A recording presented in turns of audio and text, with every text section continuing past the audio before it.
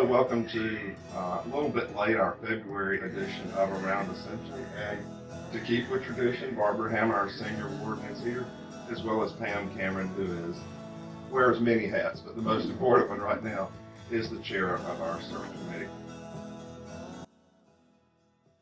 So we've got Ash Wednesday and Lent coming up, and tell us what's going around Ascension with this important feast. Okay.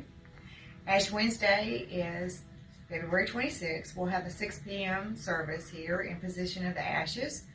Reverend Donna Gerald from Trinity is coming over to do that service for us.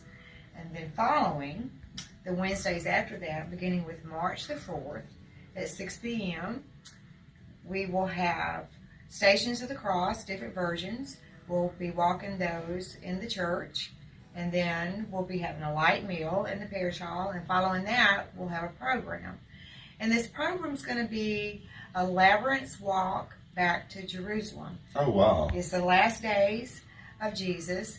And we're going to be imagining the sights and sounds of Jerusalem in those last days of Jesus. And we're going to get a sense of what the political happenings were at the time.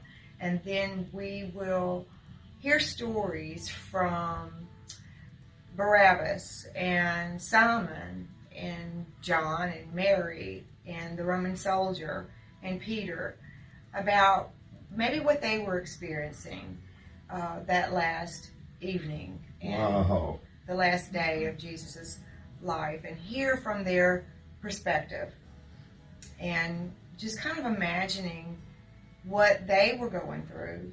And we'll talk about suffering and sacrifice, denial, and a debt that cannot be repaid.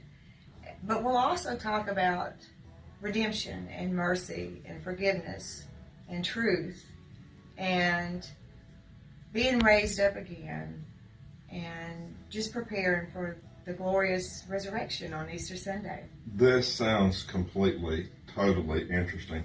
And it's funny because with both of y'all, I've made the comment, even in the last few weeks, I don't know if Episcopal churches have quote-unquote revival, but let's be honest, our walk through Lent is kind of our revival. It's a time for renewal and refreshment and excitement.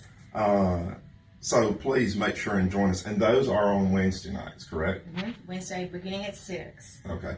So the first one will be March the 4th. March the 4th. Barbara's much better with dates than I am. And speaking of revival and renewal and excitement, Pam, yes. Cameron, you can tell us, at least to update our people. Our update on our search is that a list of nominees has been received, and we are now starting the screening process for the people on that list.